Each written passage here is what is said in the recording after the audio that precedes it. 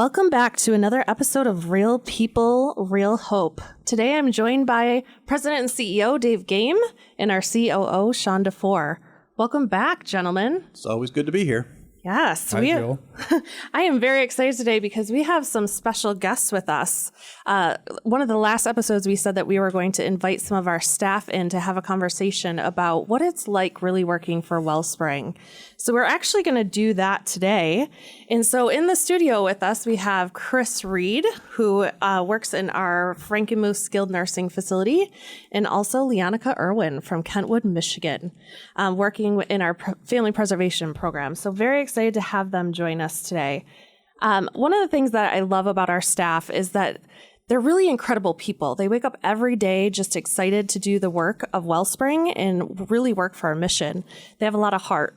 And so we have more than 1,100 staff throughout the state, serving in 53 of Michigan's 83 counties. And I think one of the common threads that unite our staff is just their love for people and their deep desire and passion to engage people as they experience and embrace their God-given potential. So I'm excited to talk to our guests today. Dave, one of the things that I think really is going to be exciting about this is we just got done with our big meeting, and that's something that's very unique to Wellspring. So can you tell our listeners a little bit more about that and what we did at our big meeting? Yeah, so welcome everybody. We talk a lot about culture at Wellspring, and not only do we talk about it, we do a lot of things to try to assure that our staff can come to work every day and be and do their best. That, in fact, is our definition of a healthy culture, is where staff have what they need in their own, certainly their skill set, but in the resources, the training, the coworkers, the teammates, the supervision, everything they need to show up every day and be and do their best for people. So one of the things we do is once a year we gather, I guess, about 160 or so of our sort of top leaders for a intensive day around training, usually with a theme, always sort of building on trainings and learnings that we've built upon in the past to assure that our culture is being addressed and is remaining and getting strong. Yeah. And so this year's topic, Sean, was trauma-informed care. So can you tell us a little bit more about that and why that was important? Yeah, so trauma-informed care and trauma in general, we at Wellspring describe as being both a business and a moral imperative. Mm-hmm. In every area of service that Wellspring works, we know that trauma is a common thread and comes out in a variety of ways, whether it's our staff who are providing care to residents or kids in foster care or in the community, either experiencing secondary trauma from what they're seeing in their work, trauma they've experienced as children that comes back up in work in different ways in the workplace, or for our clients who are re-experiencing trauma or experiencing it live, which is part of why we're involved in their lives. Either way, it's just a common thread in everything we do. So we wanted this year to focus on how to prepare our workforce to work particularly with folks regarding their trauma history. Yeah, that's really good. So Dave, one of the things that we just think differently about at Wellspring is just the kind of staff that we hire. And not only their expertise, but just the way that they interact with staff, their backgrounds. We're always thinking about how we can better serve the people that we serve, our clients, our residents, whatever that might be. And so I want to bring Chris Reed into this conversation because, Dave, Chris's position was something that kind of came out of a need of our residents. So can you talk a little bit about that and introduce Chris and why his position is important? So we're finding more and more in serving seniors, just the needs that they have, the needs of their families are growing and more complex all the time. And so Chris is in a role that is, for lack of a better term, sort of the troubleshooter and concierge of our skilled nursing facility in Frankenmuth. And really, I've seen him in action when I walk in the building, and I see him just earlier this week, walked in the building, and there was Chris right in the lobby having a conversation with, I believe, a daughter of one of our residents who he was just sort of there in the moment and working through whatever the issue was. That's Chris. And everybody who has a chance to to be served by Chris feels blessed. And so, and we do too, Chris, to have you with us. It's an honor. It truly is. Mm-hmm. So it is a unique job, and it was a job that you sort of pioneered for us, right? There wasn't anybody else in that job before you took it. I don't believe so. Yeah. No. So what was that like? Daunting at first. You get to make it up as you go, then, right? Well, there was at least a job outline of some of the requirements, but then I was able and granted the opportunity to go ahead and improvise. And in serving our residents, some things were just commonplace. They were things that I just was logical to serve, and it was things that I was doing before as a nursing assistant on especially our rehabilitation unit. Yeah. So customer service and things of that nature, really, I was wired for. So tell us a little bit about how you got into being a nursing assistant to begin with. When did that happen in your life, and what was that like for you making that decision? Well, I spent many years substitute teaching in the area down here, Metro Detroit, and then got a nursing assistant license and wanted to engage the geriatric elderly populations and be able to help and serve. And so then from there, especially moving up towards Genesee, Saginaw County, one of the things that was so inviting about Wellspring was it's faith-based, and that was initially what attracted me to that line of work at Frankenmuth. Yeah. So what's the biggest joy you get out of your work now?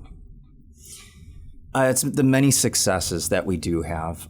It's celebrating our residents when they come in, rehabilitate, let's say from knee surgery or knee replacement, hip replacement, and that celebration of them being able to return home and to have had a good experience the whole time. And it's that follow-up phone call checking in. How you been? I'm doing great. Yeah, good. Yep. And that's the reward. It's really a celebration. Yeah. Yeah. And so, Leonica, I want to also bring you into the conversation, because when we talk about rewarding work, I know that your work is really rewarding for you because you've been with us since 2003, which is incredible. So can you tell our listeners a little bit about your journey, just starting at Wellspring and kind of where you're at now? Okay.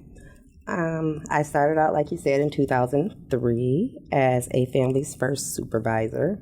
Families First is a family preservation program that works to keep families children out of foster care. So I started out there as a supervisor in Montcalm and Ionia counties, which were very new and different for me, but it was a challenge that I just couldn't wait to take on head on. From there, I became the supervisor of the Kent County contract. And then we were lucky enough to get a contract in Ingham County, so I applied for a program manager position. And since then, I've worked in Kent, Ingham, Montcalm, Ionia, Clinton. You've been all over. Ingham, yeah, and now Genesee County, too. So, Leonica, you have a big job, and I don't know if what you just described fully captures that you cover how many counties right now total? Probably 8 to 10, and a team of 31 some odd staff. Is that right? 31 staff in 4 counties. Four counties. Now. Okay, so I overstayed a little bit with the 10. Tell us what brought you to family preservation work and why family preservation work at Wellspring really fuels you. I was just talking about this. When I was younger, there was a lady in my neighborhood named Miss Sadie. And Miss Sadie had a huge house that had a lot of kids. It was kind of like the old lady who lived in a shoe. She had so many children, she didn't know what to do. Some of them were relatives' children, and other kids were in foster care.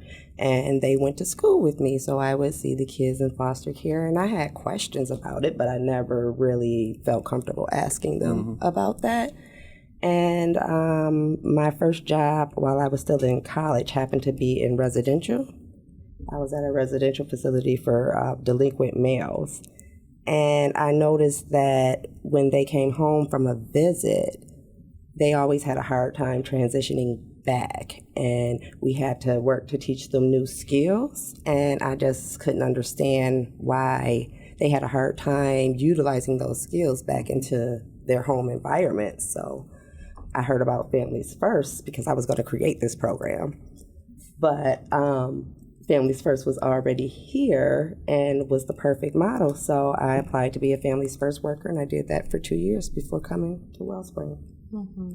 So, Leonica, your movement from worker to supervisor to manager, more leadership positions, what is how is that work different from the leadership management standpoint as opposed to working directly with families? And how do you stay really passionate about the work that you're doing every day when you're working more with staff than you are with clients in their home? Well, staff give me a lot of information about what's going on in the home. Mm-hmm. It's almost like I'm there sometimes, especially reading some of their reports. They write so well. It's kind of a reciprocal process, though, because our workers are teaching staff, and I got to go hands-on and assess risk, engage with families, and work side by side with them. So becoming a supervisor, it was only natural for me to teach workers, other workers, how to do the same thing, how to approach situations, how to leave people in a dignified way, no matter what the outcome of the program is, those types of things. And then as a manager, you transfer those skills onto the supervisor and allow them to teach while we focus more on getting the tools that they need to teach, like the documentation systems and those types of things, advocacy. So both Chris and Leonica, both of you have a spot in your career where you're really focused in on helping people transition, whether it's transitioning into a facility, whether it's transitioning at home. So can you talk about life's transitions and why that piece of your role is so important to you?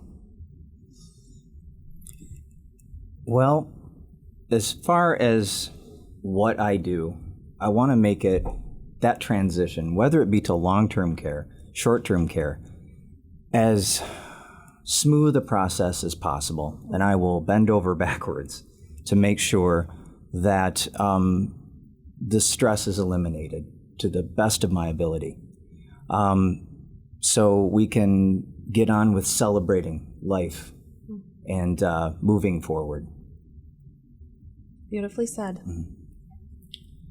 I totally agree. That's the one thing that we know for sure is change is constant and change is hard. So I think our role is to really help people learn how to adapt, because that's what it's all about. We have to be able to hold steadfast and not get blown away by things that are going to naturally happen. Mm-hmm.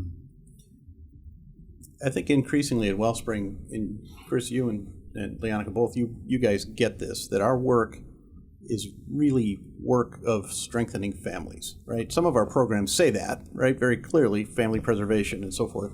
But what we've learned is over the years is that everything we do is really about helping families be family. And in many, many cases, folks come to us at maybe one of the worst times of their life. Mm-hmm. Certainly one of the most difficult times of their life. And so we see our work, don't we, in terms of sort of the healing that begins and then the hope that flows from that, right?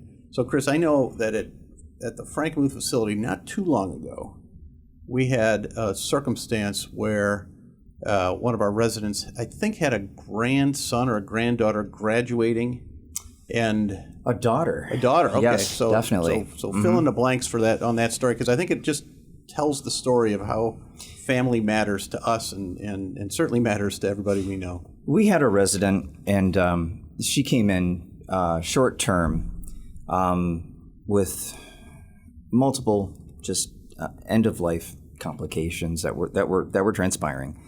And so she was staying with us, and things started to decline rapidly. And it was her wish to witness her daughter graduate.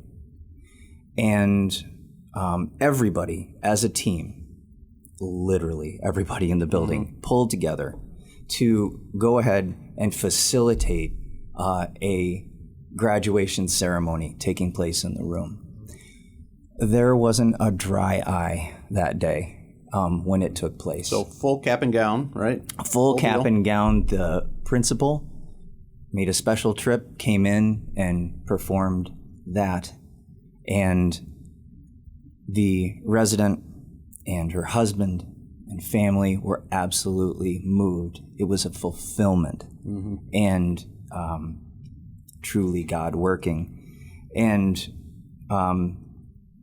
it definitely was a shining moment that she could witness that.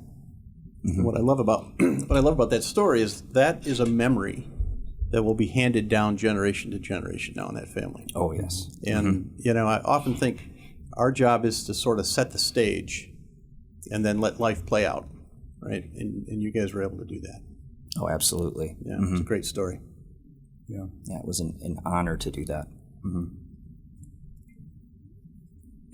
So when I think about family, I also think about community, right? Because a community is nothing if not a collection of families living close to one another.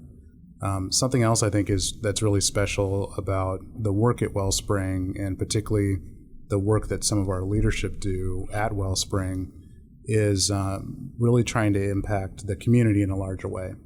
Our contracts might be about serving an individual, our programs might be about serving an individual, but the work of Wellspring is really about transforming communities.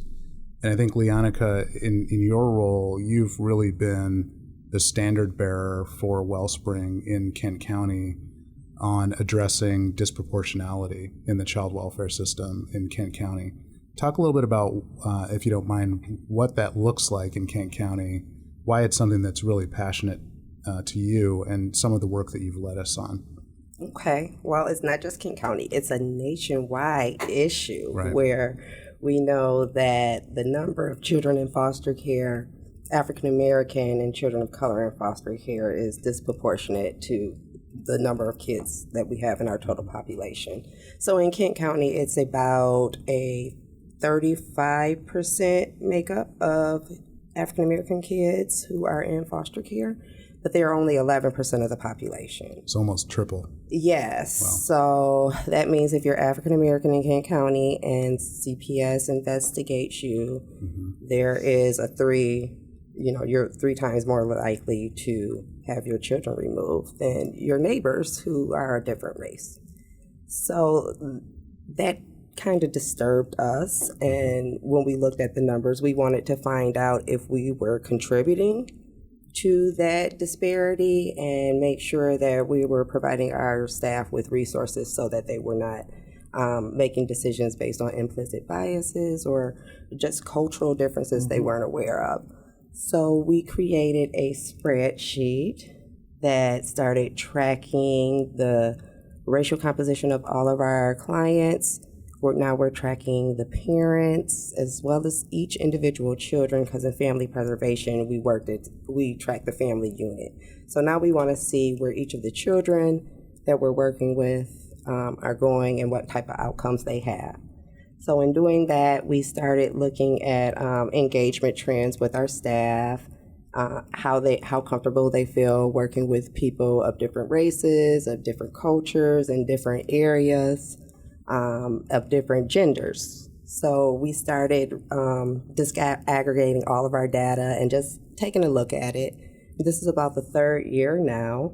So once we had a year's worth of data, we started sharing it with other people we thought may be interested, like the Kent County Department of Health and Human Service, the CPS workers, people in Lansing, the program office that holds our contract, as well as some of our competitors and also partners in child welfare who are doing similar work. We wanted to see the impact that we're making collectively, because as we see the number of kids in care increase, we can't really brag about the success of our family preservation programs if those numbers are still increasing despite all of our contracts being in place across the state. So we were able to partner with the Michigan Federation for Children and Families to share our website with other interested stakeholders. So now we're all collecting the same data, looking for trends and gaps so that we can be better advocates for our clients in terms of letting the state know what we see and comparing our data to what they have to. What I love about that, and it might not be as exciting to the non-data nerds like I am, and I think you are, Leonica. I am. But what I love about that, we'll probably do a whole podcast, I imagine, at some point around our work in diversity, equity, and inclusion, is that we as a leadership team, as an organization, you as an individual saw a community problem and said, we need to do something about this because that's part of our mission, and started putting the pieces in place to do that. And it may have started with one program in Kent County, but now it is actually a statewide sort of movement that we're leading on thanks to your work. So yeah, it's great leadership. Thanks for doing that. Yeah. So I have a question for both of you guys. Think about, there's a lot of places you could do what you do, right? A lot of agencies, a lot of nursing homes, a lot of senior programs in Michigan. So besides the fact that you're getting independently wealthy working for Wellspring, right? No? What's the driver? Why Wellspring? Shared values and mission. We have our Wellspring behaviors, which we all collectively came together to decide that these are the things that we value, and those are things that I value personally.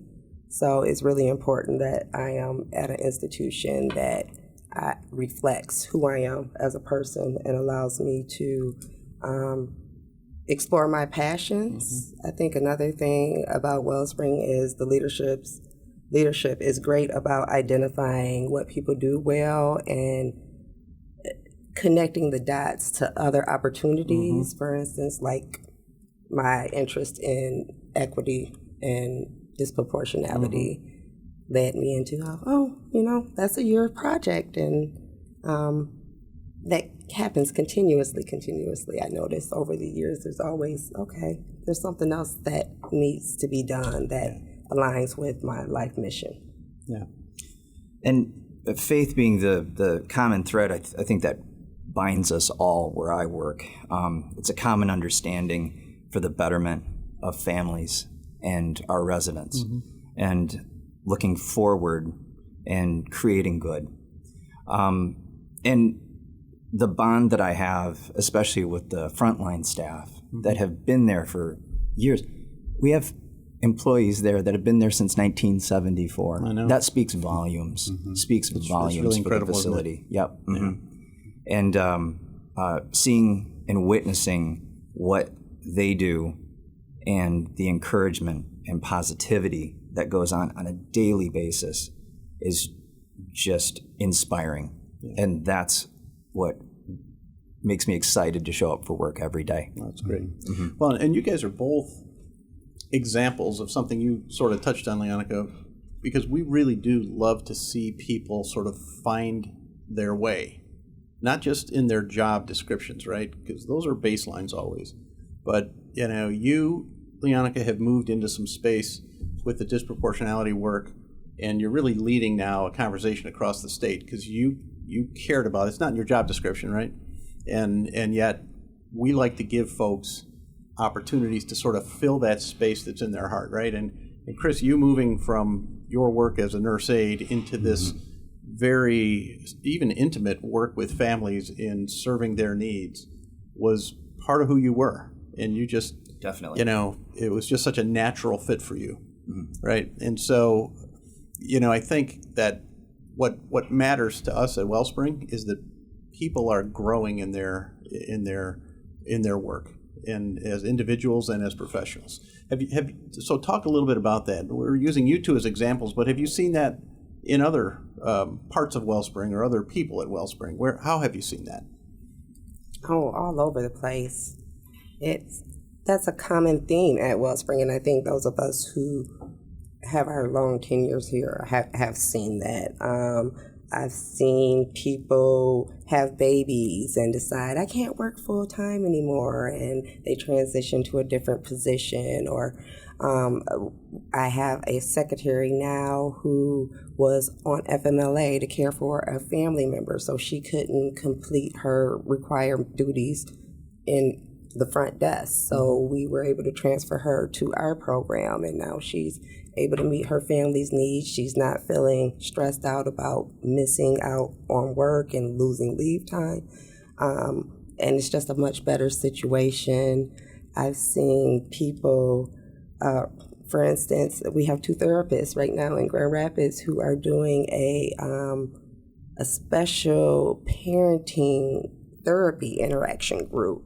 And they were able to go for a whole week, take a whole week just to get a certification in this very specialized area that has nothing to do with their job either, but it's going to address a need. So it's really exciting to see those things happen and see people get excited about what they're doing, and even though it's different stuff and sometimes it's even extra stuff, but it jives them, and you can see it when their face lights up as they're doing their work. Yeah.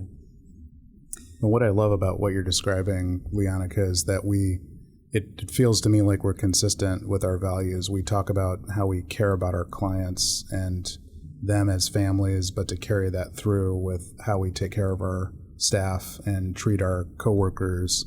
I think that's exactly what you just exemplified there. Sorry, Chris, go ahead. And just the sincerity and commitment that our staff at all levels engage our residents and family members. And I've seen a tremendous growth just in that family engagement, in that management all the way down have really gone above and beyond to go ahead and create these relationships with families and residents. And it's just an extremely exciting growth that I've been witness to, and it's inspiring as well. Mm-hmm.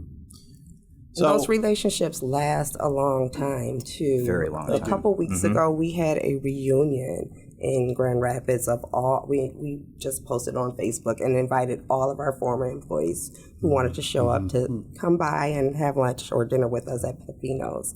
We had about 20 people show up. Cool. Some people were there in 2003 when I started. There was even one person I didn't know who was there before that. And it's nice to see that they all have maintained their relationships with each other. They still visit or catch up on kids and things like that. Yeah. So lasting relationships is wonderful.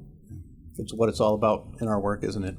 So I want to thank you guys for coming in today, number one, and sharing your story. But more importantly, I just want to thank you for being you and really representing all of our colleagues at Wellspring that are as passionate and as committed as the two of you are. And you're great spokesmen for who we are. And, the more time I get with folks like you that are doing the real work out there, the more I'm convinced our mission is in really, really good hands. So thanks for all you do. We appreciate it very much. Thank you both. Thank you for the opportunity. Yeah, so at Wellspring, one of the things that we like to say is that our staff are living their purpose. And so as we conclude today, first of all, I'd just like to thank our listeners for tuning in for another episode of Real People of Real Hope. But I hope that each one of you heard through Leonica and Chris today that Wellspring really truly is a family. And we not only care about the work that we do, but we care about each other.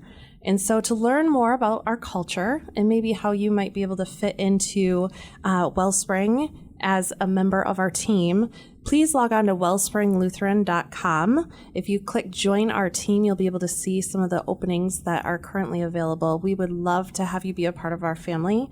And again, thank you for joining us, and we look forward to you joining us for the next episode.